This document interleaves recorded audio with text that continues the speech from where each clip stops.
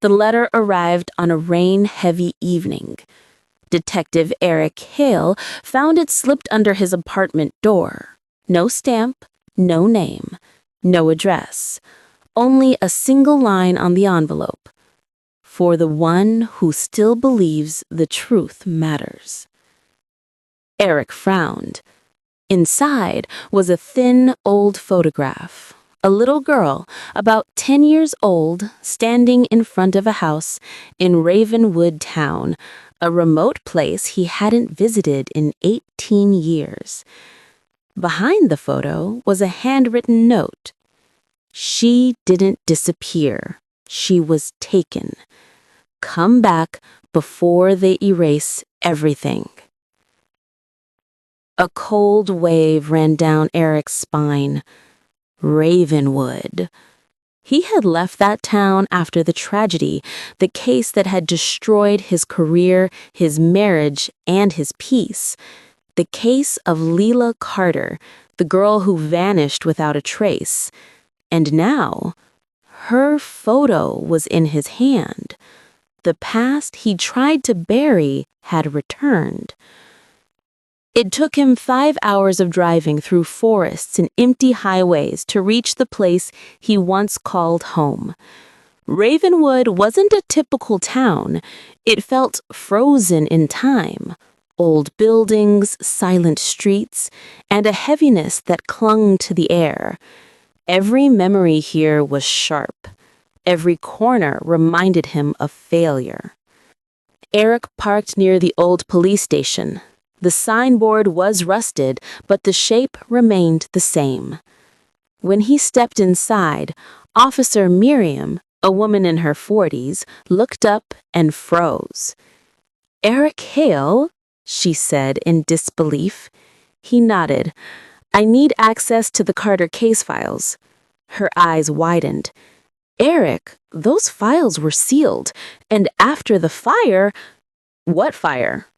"The archive room burned down last year." Eric's jaw tightened. Convenient. Too convenient. He placed the mysterious letter on her desk. She stared at it, her face straining of color. "Who sent this?" "That's what I want to know." Miriam swallowed. "You shouldn't have come back." "Why?" "Because Leila Carter's disappearance wasn't a kidnapping." Eric's voice hardened. "I know. It was a cover-up." She hesitated, then said something that made his heart pound. "Eric, Leila Carter is still alive." "Alive?" Eric repeated. The room felt suddenly colder. Miriam nodded nervously. "I shouldn't say more. They watch everything." "Who are they?" She didn't answer. Instead, she pushed a locker key into his hand. "Locker 17 at the old train station. 10 minutes. I was never here." And she left the room. Eric clutched the key and stepped back outside, the storm clouds thickening overhead. Something was wrong. This wasn't a normal case reopening. This was a warning, or a trap. But he had no choice. He had to follow the trail. The train station was abandoned years ago. Dust covered everything, and the silence felt unnatural. Eric found locker 17 and inserted the key. Inside was a single object, a black USB drive. Attached to it was a small tag. "Play this where no one can hear." He pocketed it and turned, but suddenly footsteps echoed from the far corridor. Eric tensed. Someone was here. He drew his breath slowly, stepping behind a concrete pillar. A shadow passed through the station entrance. Tall, wearing a dark coat, moving with purpose. Someone who wasn't surprised to see an abandoned station. Someone looking for the same thing. Eric held perfectly still until the stranger walked deeper into the station. Then he quietly slipped out through the side exit. He had what he came for, but now someone knew he was back. He rented a cheap motel room, one that didn't ask for IDs, and plugged the USB into his laptop. A folder opened. Inside were 12 video files, each labeled by date. But the last one was from yesterday. His breathing quickened. He played the earliest file. Static. Then blurred footage of a woman speaking in a whisper. "My name is Sarah Carter, Lila's mother. If you're watching this, it means they finally found me." Eric froze. Sarah Carter had died 2 years after Lila's disappearance. Or so he was told. The woman continued. "They have taken my daughter. I don't know where they keep her, but she is not dead. They need her for something." Eric clenched his fists. The next videos were recordings, Sarah documenting threats, surveillance, strange signs that her house was being entered at night. In the 5th video, Sarah whispered, "It's not kidnapping, it's a program. Ravenwood Project. They erased the files. They erased people. They will erase me next." Eric's heartbeat thundered. The Ravenwood Project? He had never heard of it. He clicked on the final video, the one from yesterday. The screen flickered. Then, a grown girl, about 18, 19 years old, pale, fearful, whispering urgently, "If you're watching this, please help me. They're moving me tomorrow. My name is Lila Carter. I'm still alive. They never stopped looking for me." Eric inhaled sharply. Lila! Alive! But before she could continue, the frame jerked. Voices in the background, footsteps, a door crashing open, Lila screaming, "They found me!" The screen cut to black. Eric stared in shock. His hands trembled. She needed help, right now. The background in the video had given clues. The wallpaper, the window frame, the faint sound of running water, the distant bell tower. Eric knew Ravenwood too well. That meant only one thing. Lila was somewhere near Black Ridge Forest, and only one house existed deep enough inside the woods. The abandoned estate of Jonathan Ward, once a wealthy scientist whose death was rumored but never confirmed. Eric grabbed his coat. He had no backup, no warrant, no weapon. Only the truth. And the truth was enough. When he reached the forest edge, he saw 2 vehicles parked near the hidden trail. Black vans, no plates. Eric's instincts screamed danger. He crouched behind a fallen tree. 2 men emerged. Coats, earpieces, armed. Government? Private organization? Something worse. Eric whispered to himself, "This is bigger than a missing girl." He waited until they entered the woods. Then he followed, silent, precise, tracking shadows. The mansion looked abandoned. Broken windows, crooked doors, vines crawling over cracked walls. But there was light inside, and movement. Eric hid behind a collapsed pillar. 2 more armed men guarded the main entrance. He circled the house, searching for another way in.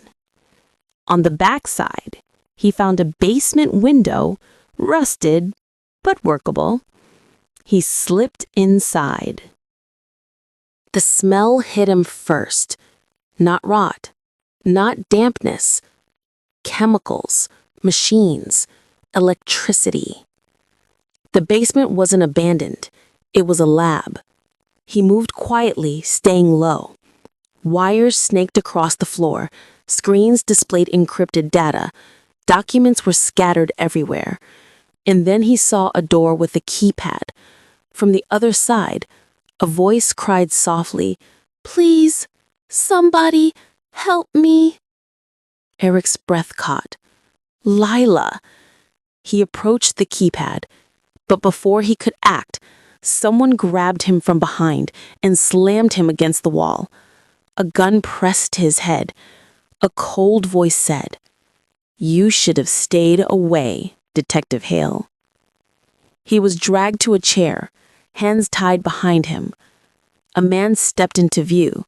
Sharp suit, emotionless eyes, controlled smile. Dr. Elian Ward, Jonathan Ward's son, the real mastermind behind the Ravenwood project. Eric spit. "Where is the girl?" Elian smiled faintly. "We've kept her safe. She's special." "Special how?" "She holds memory patterns that can unlock neurological access points. Her mind is unlike any child we've seen." Eric glared. "You experimented on her."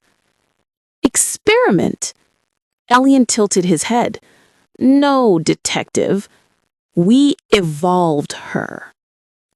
A chill ran through Eric's spine. Elian continued. "And now we are close to finishing our work. You coming here jeopardizes everything." He leaned closer. "So, you have two choices. Leave the girl and walk away, or stay and disappear like her mother." Eric's jaw clenched. "Sarah Carter is dead because of you." Elian smiled. "She was too emotional, too loud." Eric felt his rage boiling. But suddenly, a loud clang echoed through the room. One guard collapsed. Behind him, Lila, holding a metal rod, terrified but fierce. "Eric, we have to run, now!" Lila cut his ropes with trembling hands. "We don't have much time," she whispered. "How did you escape?" Eric asked while rubbing his wrists. "There's a maintenance tunnel. I've been studying the guards' patterns for months." She grabbed his arm. They sprinted through the basement, dodging pipes, machines, and the sound of running footsteps. Alarms blared. Red lights flashed. Unauthorized exit detected. Lila's face filled with panic. "They're sealing the doors." Eric spotted a small ventilation shaft. "We're going through." They forced it open and crawled inside just as guards stormed the hallway. Bullets struck the metal, sparking. Lila covered her ears, trembling. Eric squeezed her hand. "Stay with me. You're safe." For the first time in years, she believed it. They emerged behind the estate. Rain poured, thunder rolling. "There's a safe cabin 2 miles north. I can guide you." But headlights appeared through the trees. Elian's men. Eric cursed. "They're cutting us off." He grabbed Lila's hand. "Run." They raced through the forest, branches whipping, mud splashing, breath burning. Shouts echoed behind them. Flashlights danced. A gunshot cracked past Eric's ear. "Keep going!" he yelled. Lila stumbled, her ankle twisting, but Eric lifted her, carrying her through the storm. Finally, they reached the river, but the bridge was gone, washed out. "We're trapped," Lila whispered. Eric looked around desperately. Then he spotted a fallen tree stretching halfway across the river. "Hold on to me," he said. They crossed, slipping, sliding, nearly falling. Halfway across, Lila gasped, "They're here!" Men reached the riverbank, guns raised. Eric shielded Lila with his body, but lightning struck a nearby tree. The blast knocked the men back. A miracle. They reached the other side safely. Lila broke down, sobbing softly. Eric placed a hand on her shoulder. "We're alive. That's what matters." The cabin was dark, dusty, abandoned, but safe. Eric locked the door and checked the windows. Lila sat on the floor, hugging her knees. After a long silence, she asked, "Why did you come back for me?" Eric sat beside her. "Because 18 years ago, I made a promise to your mother." Lila's eyes widened. "You knew her?" Eric nodded slowly. "She begged me to protect you, but I failed once. I'm not failing again." Lila looked away, tears falling. "I thought no one would ever come. I came, and I'm not leaving." She leaned against him, exhausted. For the first time in years, she wasn't alone. As the storm outside calmed, Leela shared what she knew. The Ravenwood Project wasn't just about me. They took other children too. Ones with cognitive sensitivity. Children who could remember details others forget. Eric's blood ran cold. "A pattern memory experiment?" Leela nodded. "Patterns, sequences, neural maps. They wanted to predict behaviors, control them." "And Sarah?" Eric asked softly. Leela closed her eyes. "She tried to expose them. She recorded everything. They destroyed everything." "What about Jonathan Ward?" Leela's voice shook. "He's not dead. He's hiding, even from his own son." Eric froze. Jonathan Ward? Alive? The story was deeper than he ever imagined. That night, Eric heard footsteps outside. He grabbed a broken wooden pole and approached the door. Another step. Closer. A shadow. Eric flung the door open. A man collapsed into his arms. Gray beard. Weak eyes. Barely conscious. Leela gasped. "Jonathan Ward!" Eric pulled him inside. "What happened to you?" Jonathan wheezed. "Elion, my son, he twisted the project, turned it into something dark." Leela whispered, "Why did he take me?" Jonathan's eyes softened. "You have a rare gift, an eidetic memory with emotional mapping. You can see patterns people cannot see. Elion wanted to use you to create a predictive algorithm. I tried to stop him. He tried to kill me." Eric clenched his fists. Jonathan continued, "You must stop him before he takes more children." Then he collapsed, unconscious, but alive.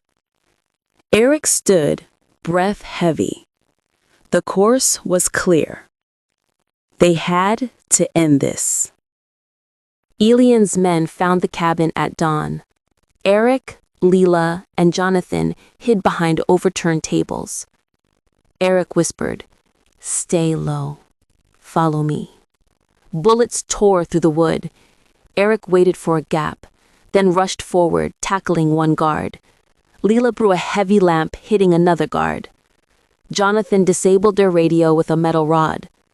They fought through the chaos until only Elion remained, standing at the cabin door, gun raised.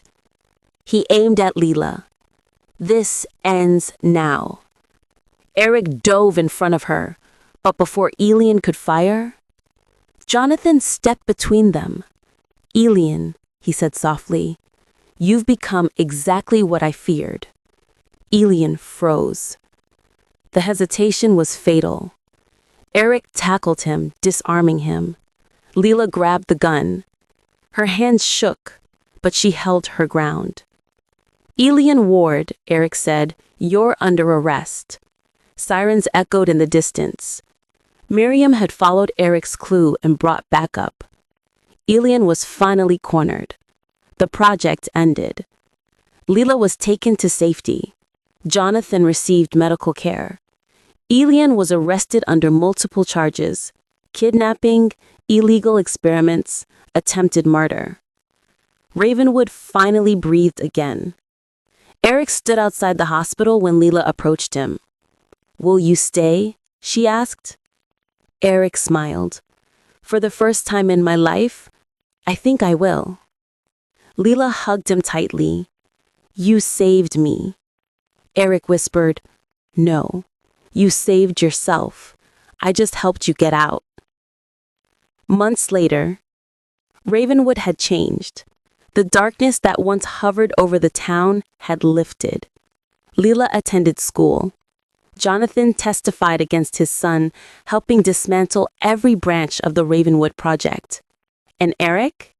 He returned to the police force, reborn, redeemed, respected. One morning, he stood on the hill overlooking the town. Leela joined him. "What now?" she asked. Eric smiled softly. "Now, we choose the kind of future we want." And for the first time in years, Ravenwood felt like home again.